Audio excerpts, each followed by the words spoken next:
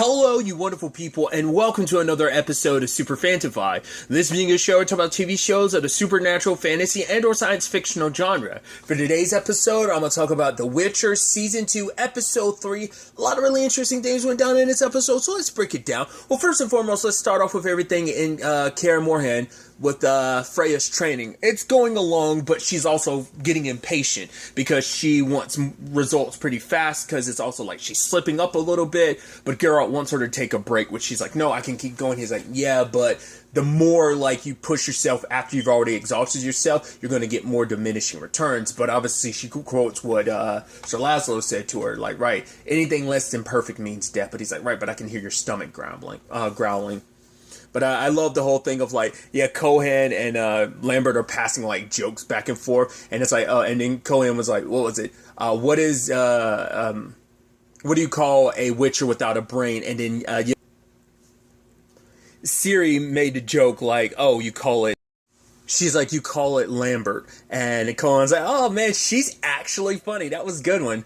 But Lambert has a lot of, like, a little disdain towards Ciri because I guess because she's tied. Well, first and foremost, it's like, right, after everything they went through to become Witchers, it's like, oh, this young girl comes up out of nowhere. She wants to go through training and wants to become a Witcher. It's like, especially after they just lost Eskil, their brother, last episode, and even then Lambert's going on and on about Geralt because Geralt's the one that put him down, because it's like, right, given enough time, maybe we could have found a way to save him, but you made the unilateral decision on your own to kill him. So it's like, Geralt's like, right, feel whatever you want to, but the fact is, I'm gonna find what killed her. He's like, oh, we already know it, but Cohen's like, let it go, stop, because it's like, yeah, that's not fair, because it's not like, oh, you cared about him more than Geralt cared about Eskil. It's like, no, like, you are all his brothers, and like the guilt, the shame, like the thing is, he has to keep moving forward is kind of the whole point. And that was even kind of a line he said to Ciri last episode of like, with your sword by your side, you have to keep moving forward, and that's what he keeps doing. Because even Vesemir is still he's dissecting Eskil, which is kind of heartbreaking, having to do that to your own son. But for him, it's like, no matter what he does, with all the alchemy they have access there, he can't find out how the Lechi was able to like infect him, like how this all happened.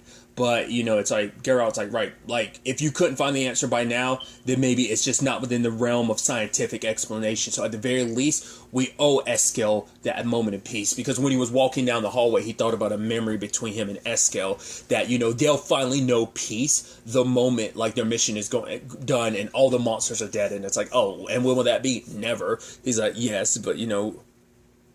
And he even made some wisecrack about, like, right, like, you know, the whole thing about putting their necklaces, their medallions or whatever, like, on the tree, like, representing all those who are lost. So, it's not like, but Geralt, like, hides his hurt better than anyone else.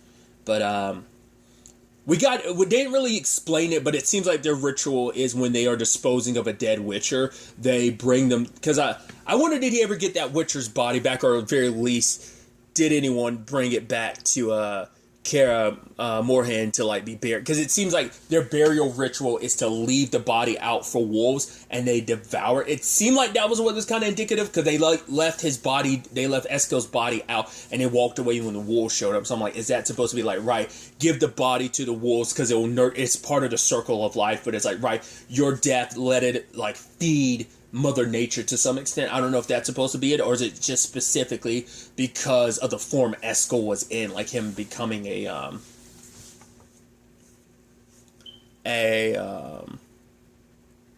Lechi. Like, I wonder, is that why they had to dispose of it like that? But conversation with Vesemir about, you know, because Geralt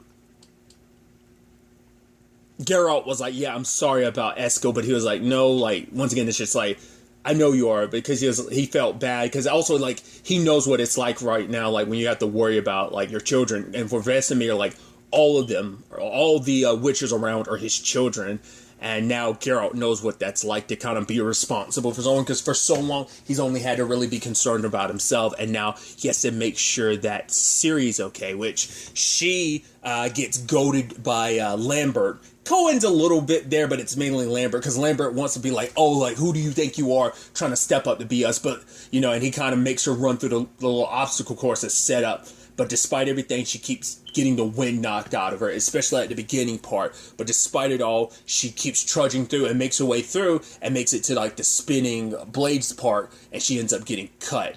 But he's like, yeah, like, you don't have what it takes to be a Witcher. Like, are you ready to give up? But despite everything, she kept going. She kept pushing, and she got pushing to the point she almost made it to the end. And the thing is, you even see Lambert being like, yeah, you got it. Like, he started off disparaging her, but then seeing what she had, it's like, right, like, you have the heart, you have the drive to be a Witcher. And in that moment, like, she ends up almost coming close to the end, and Geralt was there because Cohen had gotten him and Vesemir, and it's like, he was smiling because he was almost impressed with what she did. She almost got it. He was like, so close, and he treats her wounds.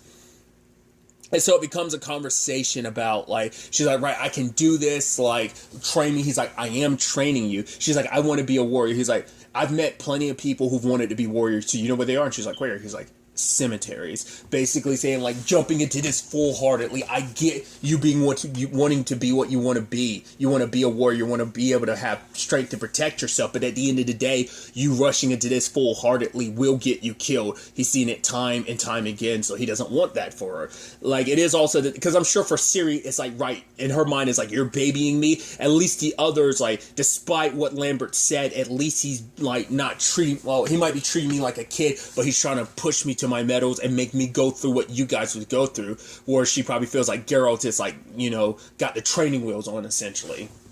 So, but she does go practicing with Cohen, so I was like, right, just keep up your practicing. But he does notice, Geralt knows in the room that there's a crack in the wall, and he pulls out some roots and finds the thing that Ciri had. And so it's like, right, the Lechi's main goal was coming after Ciri.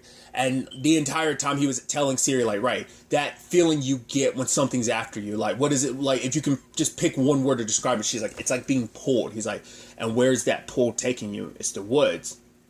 And on the way there, Geralt talks about, like, right, when I met your mom, she displayed power to destroy the entire throne room, and it's like, I bet you have that too. And she's like, why didn't you ever say anything before? He's like, because I didn't want to scare you away, until he knew for sure. Like, she knew to some extent what she has, but I don't know if she's necessarily been 100%. Like, I think she's cognizant of, like, what she's done, what she's capable of. Like, she displayed it a little bit, but I don't know if she was really aware of it when she was, like, yelling when her powers activated when her grandma was telling her to leave. And she was like, no, and she rattled the glass with her voice. And then she did it again when those, like, the person she knew from Sintra ended up attacking her along with some other people, because there was a price on her head for Nilfgaard, so it was like they were going to try and cash her in. But when that mother woke her up, like, she had already, like, blasted everyone away. The horse had gotten skinned in the,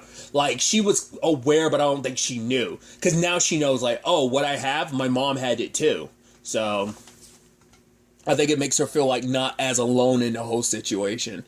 But, the pull dragged Ciri to the Lichy, the one that had infected Esquivel, because, I mean, not Esquivel, Eskel, because it was missing an arm.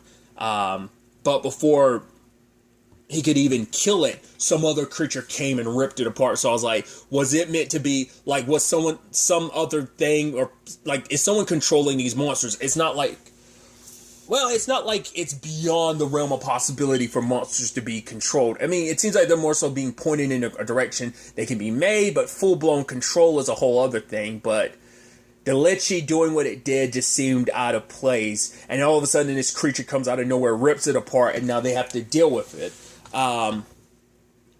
Luckily, it got stabbed, slit through, and then had its head decapitated. So it worked out in the end, but still, like, it did seem like they were mainly after Ciri. So whatever she is drawing them. More specifically, maybe someone sending them after Ciri.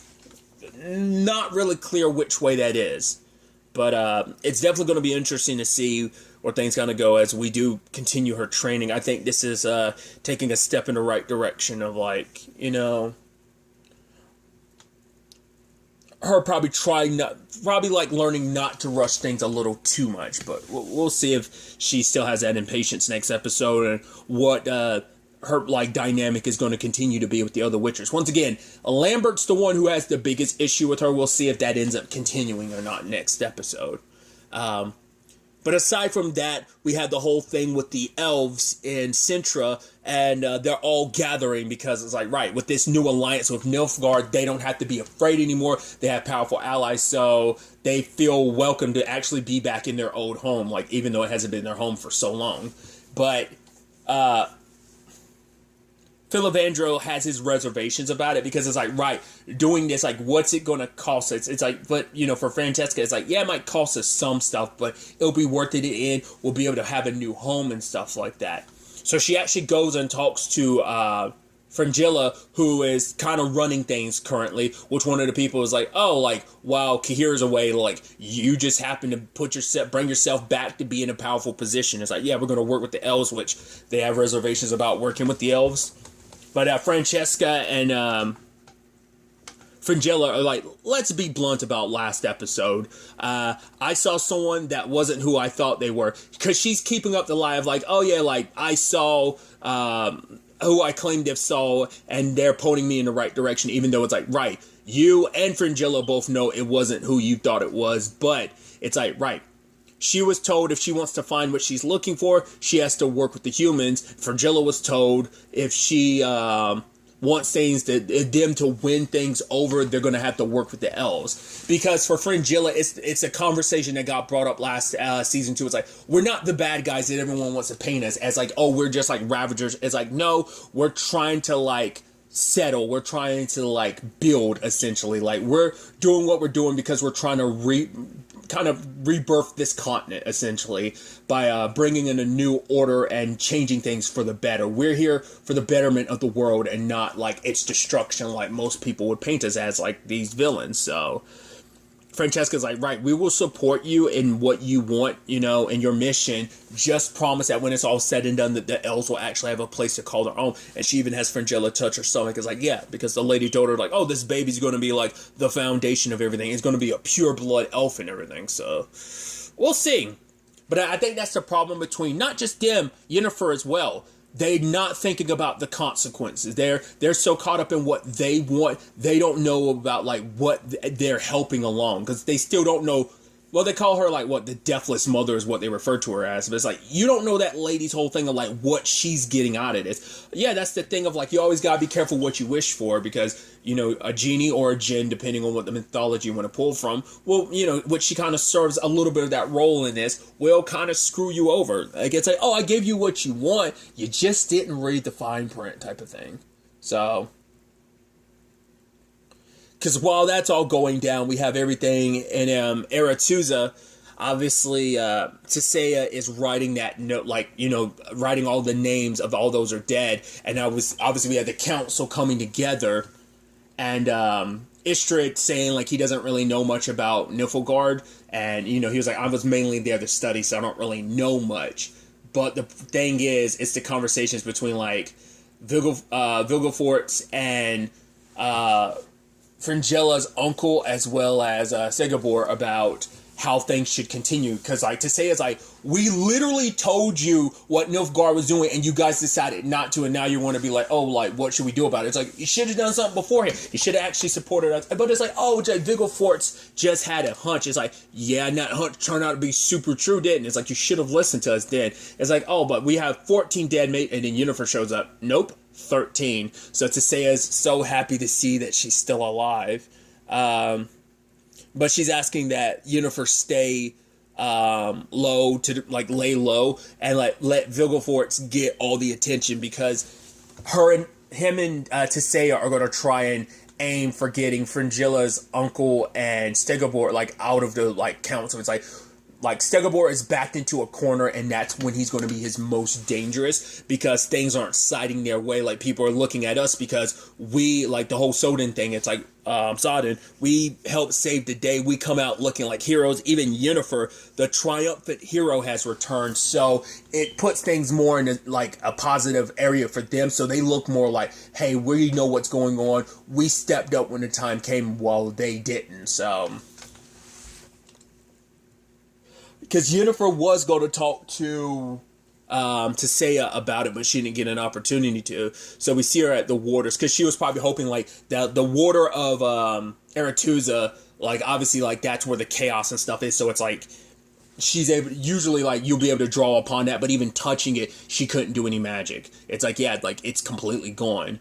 And so obviously the others show up, and she's happy to see her friends still alive, like obviously Triss, Sabrina. But the problem is, like, Yennefer saying, like, right, to say I might be able to find a way to fix your scars, and she's like, no.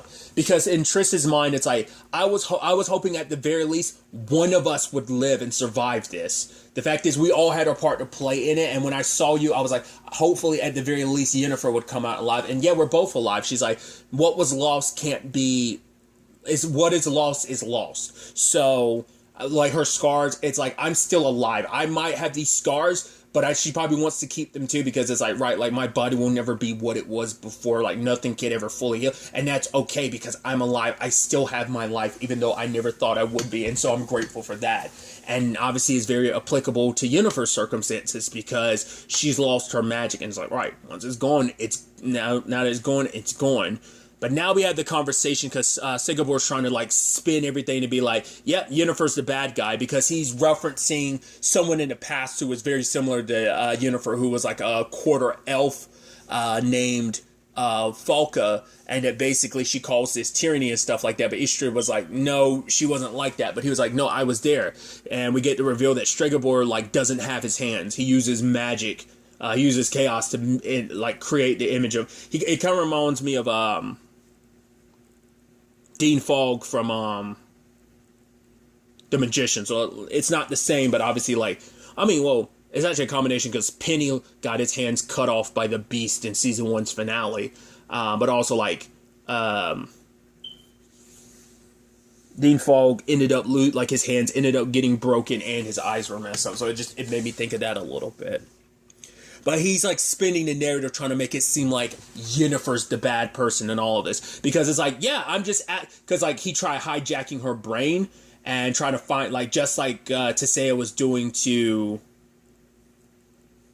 Just like Tissaia was doing to Cahir, he was trying to do the same thing.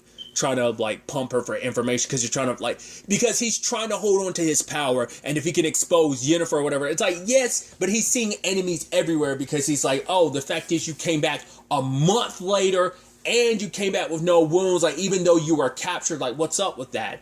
Tissaia already knew what was what. It's like, right, you could either kill Cahir to clear your name, because that's the only way people are going to believe you're not a traitor, or you could tell them that you're not a danger because you don't have your magic. She's like, I know you wholeheartedly. She's like, I know you through and through. Your pain is my pain. But Yennefer was like, I'm not the only one in pain. Sabrina's bruised. Triss has her scars. You know, it's like, yes. So, like, everyone is in pain right now. And it is kind of what I brought up before, whereas, like, Yennefer's like, right, if she doesn't have her power, she's like, I have nothing. Because she sacrificed everything for that power, and, you know, and now it's like, I don't even have that, so what was the point? And, you know, Tissaia trying to tell her, like, there's no getting it back. What's lost is lost. But, because Yennefer's like, who am I and what am I, like, you know, without it? Like, for her, you know, but even, Tissaia was saying, like, right, you've had a void in you long before you even got that power. Like, you try to get power to fill that void, but even that wasn't enough. Like, kind of saying, like, there's still stuff you have to work on. Like, even if you were to get your power back, it wouldn't fill that void. You'd be back to square one yet again, you know? It's just a means of making you, like, it makes you feel like it can fill the void when in actuality it couldn't, because there's a lot she's got to figure out on her own of, like, you know, her upbringing, her insecurities. Like, she will always be that powerless girl in her mind, and she thought, like, like I said, there was a void there. She thought getting the power would make her feel, well, powerful and would get rid of that hole in that void inside of her, but it never did. So now it is a situation of she was actually going to leave because, like, well, there's no reason to, until Estred came to her and was like, yo, I actually lied. I've been keeping an eye on that Nilfgaard situation. The fact is, the reason why so many people have such faith in them, and he's like, yeah, I'm gonna go to Sintra and stuff like that. I was like, because he's like, oh, I do care about you. That's why I'm trusting you with this information. Because he's like, yeah, I'm gonna be honest. I'm gonna leave this all behind. But I was like, that's so interesting. Like, she's like, wow, I'm being accused of being a traitor, and you're up here saying like, no, I'm about to do some treacherous stuff. I was like, that's the irony behind it. But like, she was going to try and leave, but it's like, right, Segabor's like got people all around, so you're not going to be able to just get out. So she was kind of forced to be in that position. Like, right, if she left, that's just going to pin the nail in her coffin even more. But that's why she didn't want to kill Cahir, because it's like, right, I'm not a murderer. Like, because the whole situation is, executing someone like this is different from like, right, like the fire and everything, that was self-defense. You know, it's just like, right, like I'm trying to protect everyone, so that's what it was. This is just a situation of executing someone's a little bit different. Obviously, they put on this little ceremony, and even Cahir is like, right, because he's like, oh, like, does my death finally have something? I mean, it's because Yennefer was saying earlier, like, no, your death has no significance, but now it does, and it's like, right, it'll be absolution. He was like, oh, mine? She's like, no, mine. And he's like, well, at the very least, like, essentially,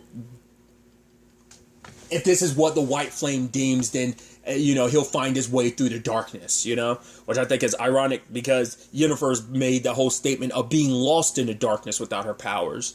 So, obviously, we have all the northern head honchos gathered.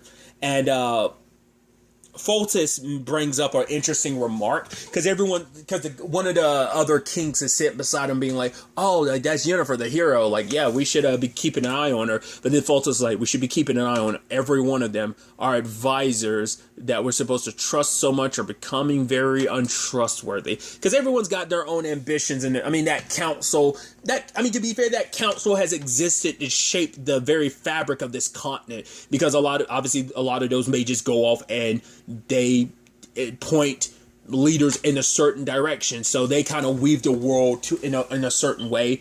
They have a little too much control in their own regard, so it definitely seems like we might be entering potentially a witch hunt type of season of like, well, witchers are already ostracized like they are, elves are as well, but also, like, I think it's to the point, like, they're going to start getting nervous about mages. It's like, right, people with so much power having so much sway over us, maybe we shouldn't have been too keen on accepting the things being the way they are for generation after generation.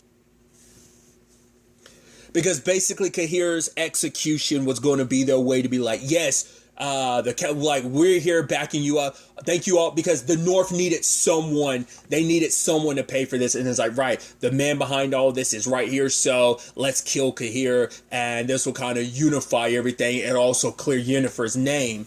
But the Deathless Mother is reaching out to her, being like, no, like, you wanted your power and everything. It's like, just call out to me, just tell me, come to me, and I'll give you it. And so when the time comes, I was like, what's Yennefer gonna do? And because at first I was like, is Cahir not actually gonna be Cahir, but someone else in disguise? But it's like, nope. It was him, and Yennefer cuts him free, which he was like, oh, why are you saving me? She's like, don't flatter yourself. I'm saving me. He's her collateral that, like, now she could go to Sintra and work with Niflgaard only for the purposes of, so she can get close to the elves and them. I guess the only way she could do it was by helping them complete what they're doing. She can get her power in the end. Because I guess only Francesca will be able to, get her back there so that she could talk to that lady to get them. So it's like, right, I kind of have to help Nilfgaard in the process, be on their side. Really, it's just like always, Yennefer's just looking out for her self-interest. But like I said at the beginning, the problem is those three don't know what the consequences will be, like how this will ultimately all blow up in their faces, because they have no idea who that lady is and what she's getting out of all of this. But It's definitely going to be interesting to see where it all takes us going forward next episode. I mean, especially because Istrid is supposed to be like making his way there to Sintra as well. Plus, like I said, Triss already disappeared, so either she like defected there or she just left this all behind now that she has her life. I don't know. Like, we'll have to wait and see. But really, that's all I want to talk about. To the next time we meet, be happy, be safe, live life to the fullest, and enjoy it. Good day and goodbye.